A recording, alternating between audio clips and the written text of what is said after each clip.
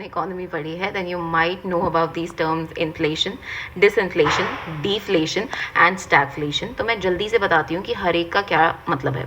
Inflation हमें पता ही है, it's the increase in the general price level. से फॉर एग्जाम्पल तुम एक चॉकलेट लेते थे, पहले वो 10 रुपये की थी, अब वो 50 रुपये की हो गई है, दैट इज इन्फ्लेशन बेसिकली।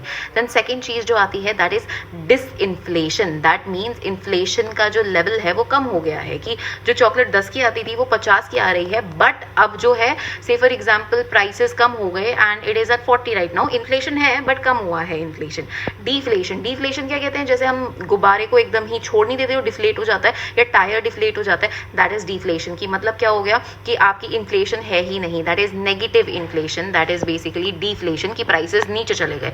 10 रुपए की चॉकलेट अब 5 रुपए में मिल रही है, that is डीफ्लेशन। And the last one is stagflation. Stagflation क्या होता है, इन्फ्लेशन है, ठीक है, मतलब प्राइसेस ग्रो कर रहे हैं, बट आप देखो इकोनॉमी में स्टैगनेंसी बहुत ज़्यादा है, ठीक है, स्टैगनेंट ग्रोथ है, ग्रोथ नहीं हो रही है, एम्प्लॉयमेंट नहीं बढ़ रही है, इन्फ्लेशन जबकि है। तो यही सारे टर्म्स हैं that I wanted to explain. और लाइक, शेयर, सब्सक्राइब और कमेंट कर देना अगर तुम्हें पसंद आया हो तो।